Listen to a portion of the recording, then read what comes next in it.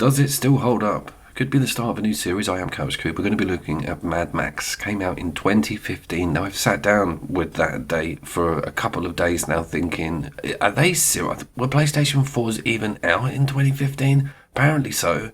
I thought it was just like 2017, 2018. The reason it may not have got all the attention because it clashed with Red Dead 2 or something, another big open world title, but no, not at all. This was 3 years earlier, and my god, a gem was born when this game was put out to sale. Going back to it on the PlayStation 5 is a pegged 60 frames per second. There's no 4K, but we do have a beautiful frame rate, and I'm convinced of some super sampling going on, especially when that vehicle's in motion, upscale, that sort of thing, because it's so pretty. For 2015, this video surely will have the mind blasting.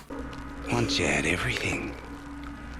Purpose, love, family and friends. They ripped it all from you.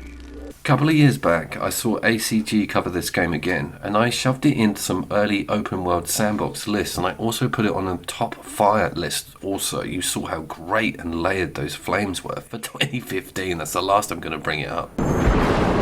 But to my point, it never got to shine on its own on the channel, and I really want to make an example of it because the year it was made and the tech it was made with and the way it looks, everything about this, the weather effects, the canon, the vehicles, the story, the characters is perfect. This is one of the best licensed deals from a film we've ever seen on modern gen consoles. Where's the car? Oh, he hasn't.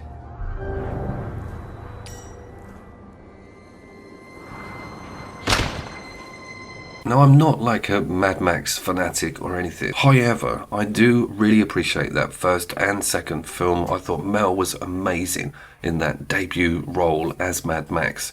Then we had Fury Road with Hardy, and it was actually an 8 to 9 out of 10 for me. I totally enjoyed it. It was not messed up, and this is followed that canon with a lot of the vehicle models, some of the world setting and weapons.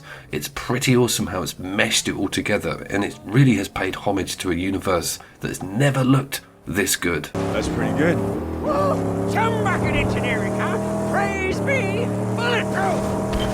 What you're seeing here now, however, is pre-patch footage. There's like a 1.9 gig patch that came in when I reinstalled the game for 2023. Because of all the issues with my UAE account and not being able to continue with any of my cloud saves, I've gone from the start, but it's given me a chance to familiarize myself with the game and get a chance to see what it would look like day one without this colossal patch that came in.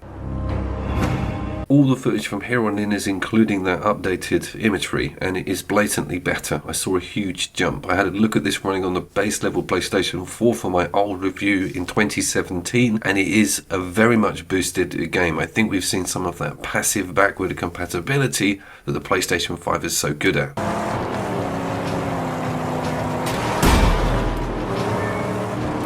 Why is everyone making such a freaking fuss about this game? Well, let's talk about its model, because it's very unique for an open world format. Essentially, you have this one car that can never die. You have to get out of it to repair it. There's a whole Burnout style open world game wrapped around that mechanic that we'll get to. Once out of the car and dealing with enemies, it turns into Batman Arkham. A little bit more simplified, but still damn deep and quite layered. All kinds of power-ups and getting weaponry, smashing people up against scenery is all in there. Now let's touch on that drive-in first, because it's the first thing you sort of get to with the game. Avalanche made the Just Cause series. They know a thing or two about action and open world games, but do they really know about whipping around an open world map with roads GTA style? Turns out they do. It feels incredible. This game has got just as much atmosphere in its scenery as it has with its speed, ferocity. Listening to that engine is kind of therapeutic for me.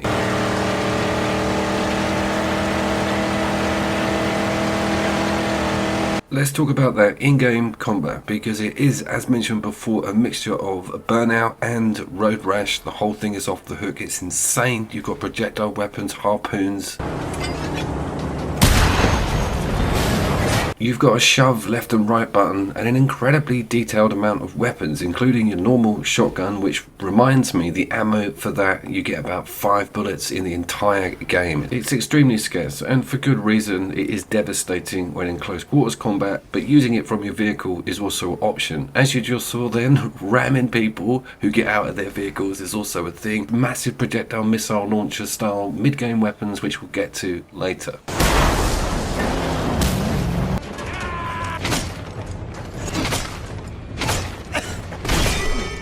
The on-foot day-to-day combat is surprisingly good, and the way that you have to go into camps without your car, a little bit like on Borderlands, you rock up at the front and then just sort of have to go in on foot, and that will instigate corridors, sometimes dead ends, secrets, ladders. There's so much to be had within these massive bases, all with their own characteristics.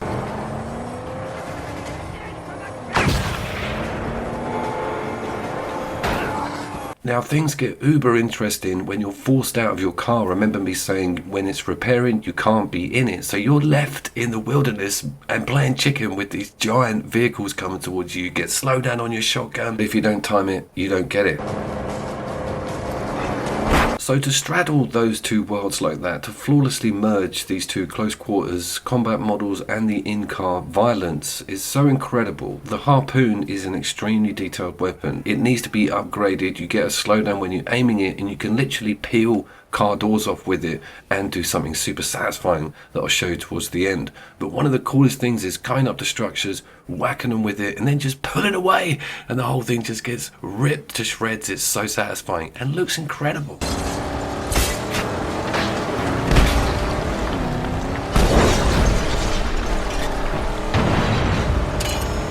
And that's the thing, it just keeps looking incredible. The camera angles, the sense of speed, the way that the engine just handles you hurtling around this map like this constantly. It's so immersive, with never taking you out with load screens, stopping, silly lifts. And that brings me on to its campaign and mission structure. It's a beautiful open world map with priorities, smaller quests, points of interest, secrets. You get these balloons that allow you to see everywhere, and you get a very cool day and night system with a weather dynamic that rivals the new Just Cause 4 with the damn cyclone in it. It's 7 years old. What on earth is going on? Keeping on the subject of this straddling of the two game modes, i.e. outside and inside the car, the scrotus, the crazy guys, they will jump on your car just like the films with their harpoons. If you've got spikes on, all the better, but the way it handles it and the camera and the colours, this is next level stuff.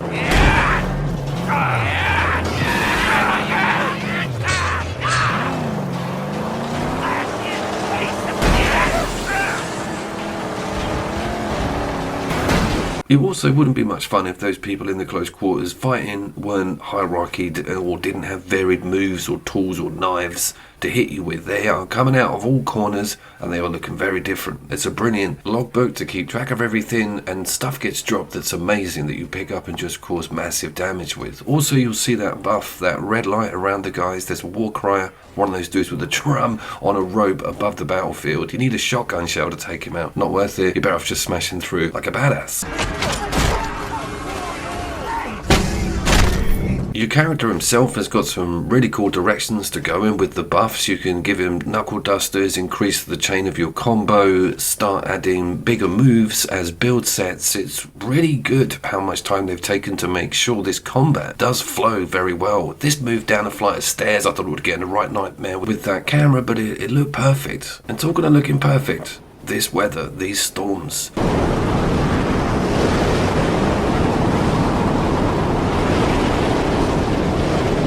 They're like an adversary within themselves on the map. You can't see them, they come in all of a sudden, and those bits of debris are doing damage to the vehicle. I wanted to talk about why you're seeing me in so many different vehicles and not just the Opus Magnus. This is because enemy vehicles, if you pluck the enemy out, which we'll get to, can be commandeered by yourself, and if you take them back to your base, you not only get scrap, but you get to take it out as a choice from vehicle there on in. So it's awesome. Some of them have some really cool buffs, big nitrous. None of them have that dude in the back that gives you access to all the harpoonery and missiles, but it's still excellent to have a choice, and you get suckered in to hunting different and cool new ones down.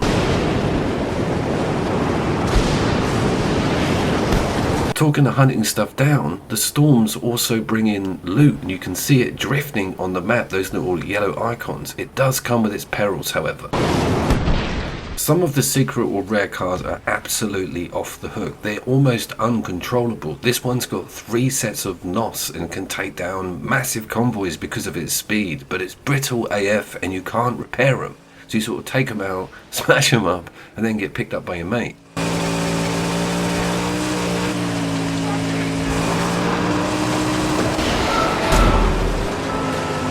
I wanted to talk about him, his one-liners, the repairing, the character that he represents within the world itself. There's kind of a really religious aspect and the references he makes to you and the vehicle itself, but just getting him out every time you have a prang and watching him fix it doesn't get boring.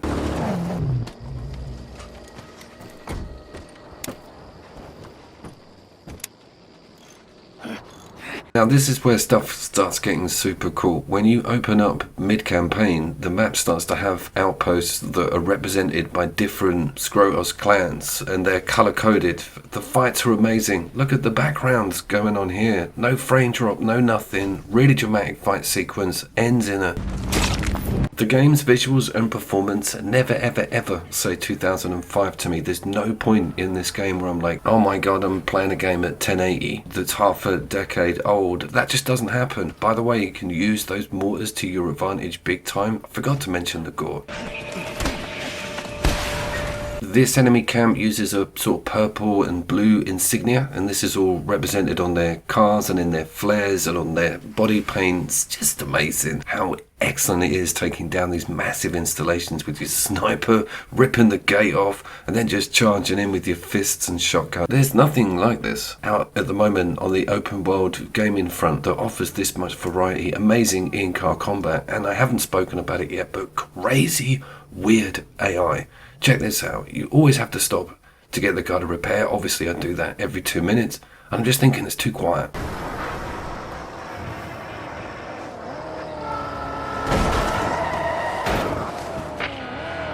He managed to get me twice, right? I got hit by the car and him. Anyway, I chased him down and actually pulled the doors off his car and then pulled him out. That's the most amazing thing about that harpoon is it's got an elastic, it's like a bungee rope, and then you just hit circle and anything it's got hold of gets whiplashed forward. It's a bit like the Redemption 2 lasso mechanics. It offers a whole new layer of torture and hilarities when it comes to taking down these poor enemies.